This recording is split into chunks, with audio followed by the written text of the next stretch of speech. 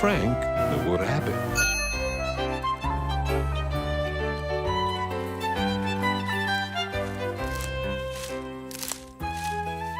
Frank could not believe that he was just a rabbit.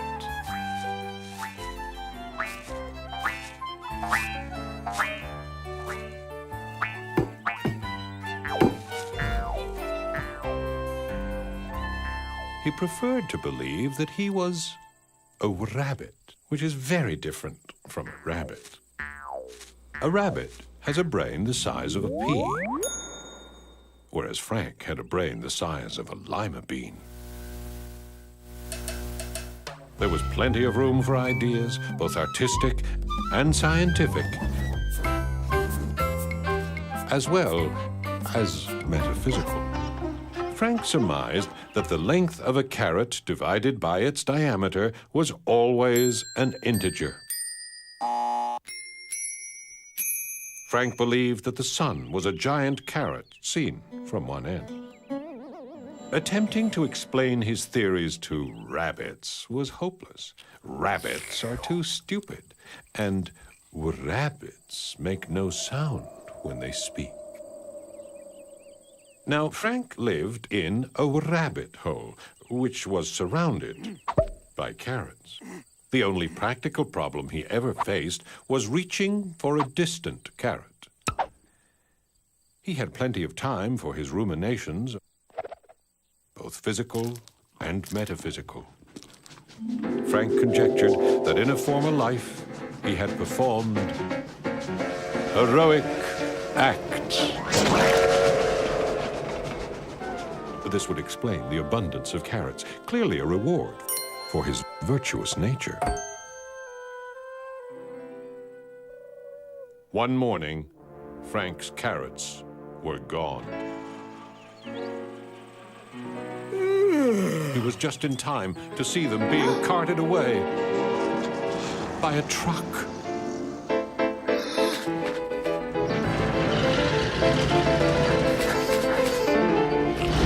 Frank ran after the truck, yelling, "Stop thief," as loud as he could. Unfortunately, rabbits make no sound when they yell, and the truck sped on.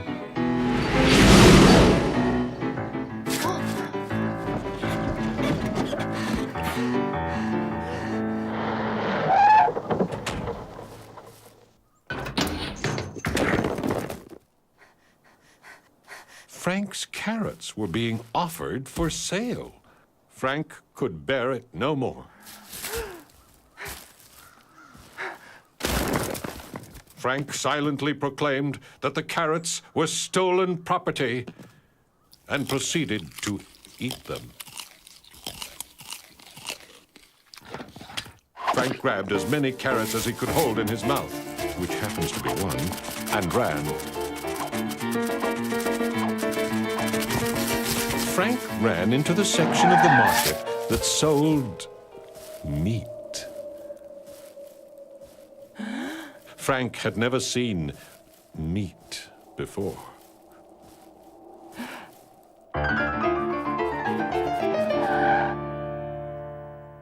Frank did not have time for indignation.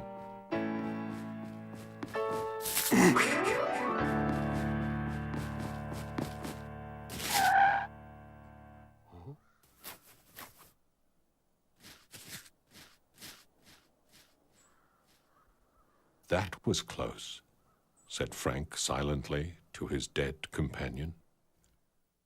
Meanwhile, a mother and her little girl entered the marketplace.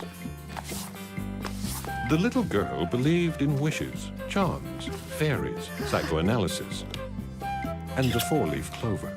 The mother believed very little, but she did think that rabbit made a wholesome and nutritious meal.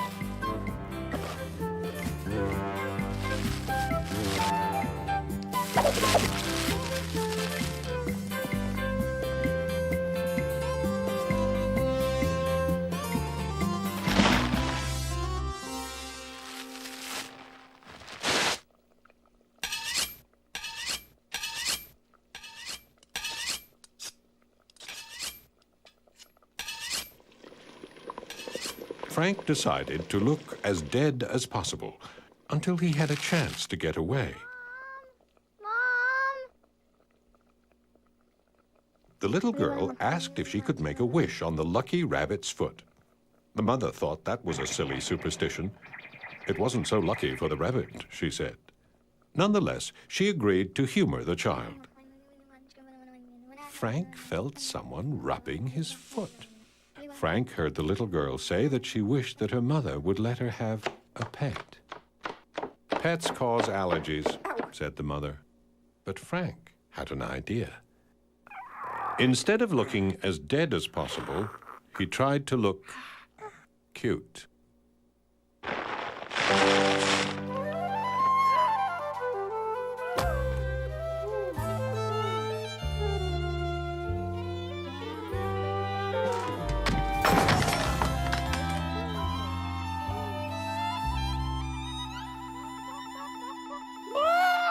The mother never could figure it all out. For the rest of her life, she distrusted any meat that seemed livelier than hamburger. The little girl never doubted that she had brought Frank to life by wishing on his foot. She treated Frank with the utmost indulgence and respect.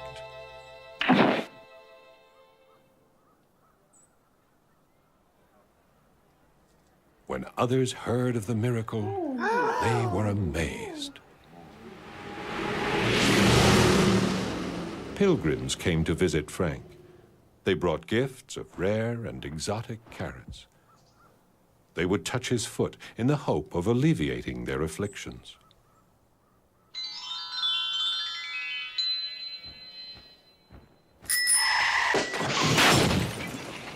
Sometimes Frank felt the need to confess that he'd been alive all along. In the words of Ludwig Wittgenstein, whereof one cannot speak, thereof one must be silent. Frank now believed that the abundance of carrots was a reward for his intelligence rather than his virtue. And in all the long and happy years that followed, Frank never spoke a word.